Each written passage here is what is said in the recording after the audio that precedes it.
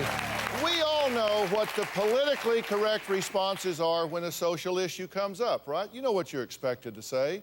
But, and this is a big but, what is really on your mind when a person of another race is nearby?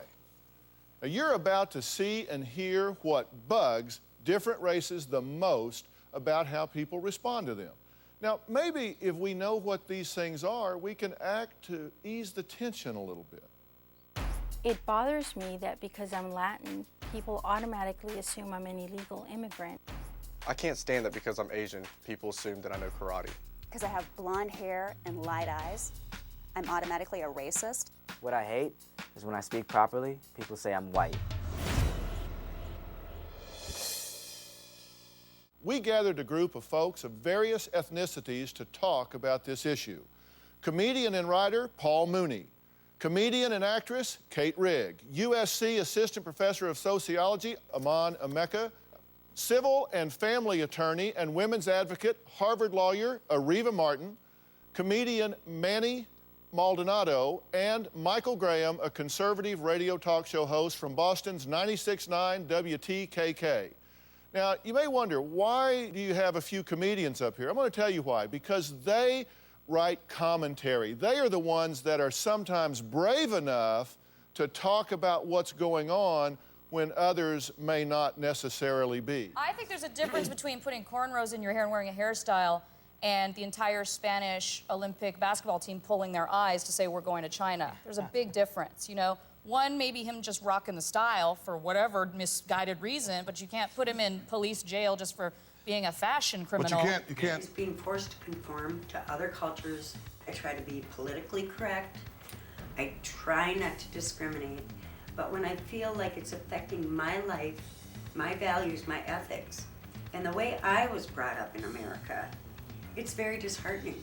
I live in a city where when I moved here, it was pretty much a mix of everybody, and now there's more of an Asian population. And I dread going to the grocery store. When I'm in the grocery store and somebody walks into me so hard that literally sometimes I'll get a bruise on my shoulder, or they push me aside because they want to get their candy bar and they don't say excuse me, I look at them and sometimes, you know, I'm trying to say that it's a hidden bias, but sometimes I'll actually say, excuse me, that's the word that we use in America. I mean, come on. Now, Vicky is here, and she believes that our children have to learn Spanish in school because of all the Hispanics, that there are so many ethnic crimes by Asians and Latino groups, and that Asian people steal dogs from people and eat them. Now, now, wait a minute, are you punking me or are you serious? I witnessed an Asian family take out these two very, very large carcasses that were wrapped in tarps out of their car. It took two people to carry them into the house. Two carcasses, and then like family after family after family of Asians were going over to that house like for their feast. And I do know for a fact that my brother was served wolf. We call that a barbecue. I don't know. Something very important about stereotypes and the permanence of stereotypes.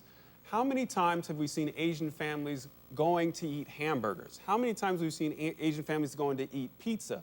But that's the kind of evidence that we don't allow, right? That indeed we have the category that Asians do X, Y, and Z, and if they don't do X, Y, and Z, then they must be something else. That is, we have to cognitively remove them from the category and say, well, that person's not really Asian. Look, it's like, I want to start with the first comment, which was, in America, we say, excuse me. This speaks to the whole Asians are foreigners in their own country. And let me say something, that because this is what's out there in the media, it happens to our parents too. My mom bought me a blonde wig and blue eye contact lenses for my first day of high school so I would do better. So I am not claiming that this is all from the outside. It starts to reverse itself and come on the inside.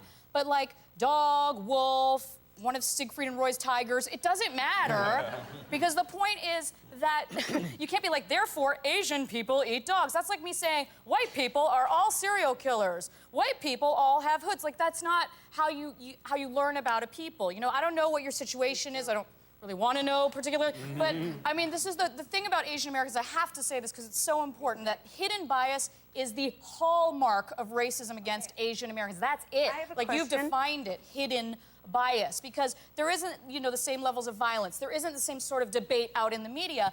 And Asian American kids across the country that I visit on college tour every year are committing suicide, taking drugs, going into depression because they are simply not acknowledged as human beings in a country that they so badly want to participate in and do with their dollars. And that's one of the huge myths, and we'll just go to that myth, that all Asians are foreign-born.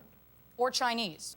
All right, now, actor-comedian Kate Rigg has agreed to read the top 10 stereotypes of Asian Americans. So give me the list. All right, here we go. Number 1, smart, good at math, overachievers. 2, play an instrument, probably violin. 3, polite, passive, and quiet, obviously not true. 4, bad drivers.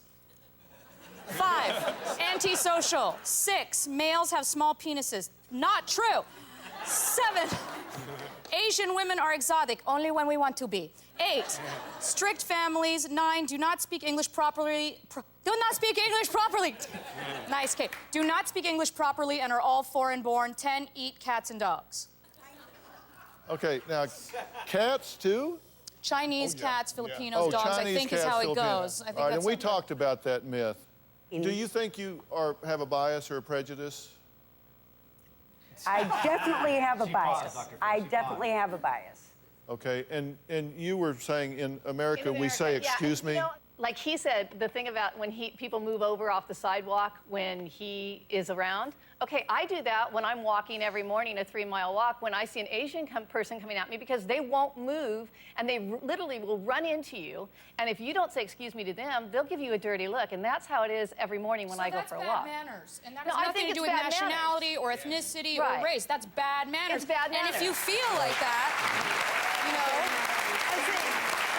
All right, Manny, you can speak to that. Then maybe if things that they're doing are upsetting you, then the way to do it is to get with them and talk to them like human beings. Say, hey, I know you're new in this country. Exactly. Don't bump into me. They don't Or understand not even my about that. language Just, either. hey, don't bump into me. It doesn't Right, but have to some be of them about don't speak race. English. you see the producer stand over here. You all worked with producers here. This is one of the producers that is on this show. How did you like the producers here, by the way? I absolutely adored Amy. Amy. So you adored, did you like Amy? Oh, yeah, she's great. I love Jessica. I've never met her in person. I've only talked to her on the phone. Yeah. Well, this is one of the producers that's on the team, and this is Tammy. Oh, Let's bring Amy out, that you absolutely oh, love. Amy. But I love Okay. her. Do you still like me now? I love you more than ever. Oh my gosh. So what did you ask, Amy? What did you ask? I asked her if she still likes me now. And what did I say? Yeah, I still love you. I love you more than ever. So is there a nicer person on the world than I mean, yeah, have you of ever met course. anybody that was more accommodating to you Oh, than she was Amy? great. And Tammy best. is too. But you Dr. just Phil. she just was doing editing and that sort of thing. Yeah. Amy is the best. Amy makes me feel like Wesley Snipes.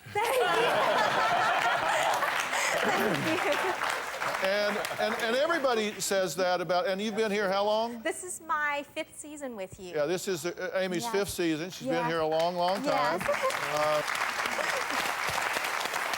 So And Dr. Phil, she serves great dog too. It is the best. I gotta tell you, I used to cook. It is terrific. But you guys like her Love because it. she speaks English, she's assimilated and whatever, but Amy, when they Yes. talk about a sort of diaspora of people that includes you, and they say, Yes. but not you, Yes. because you dress nice. Yes, and that to me is a hidden bias, or when they ask where are you really from, because Texas is not an acceptable answer for this face. Yes. But this is a good moment, you see. We're getting somewhere. This is a very good moment between these ladies. all right, coming up, Manny is going to debunk the biggest myth about Hispanics. We'll be right back. Very simple. But my point is really when we overcome unfamiliarity, then we overcome a lot of prejudice and bias, and we need to be conscious about it. We need to purposely do this. All right, we got to go. Thanks to all of my guests today, including Paul Mooney, whose book, Black is the New White, is in stores November 3rd. Kate Rigg, thank you so much for being here.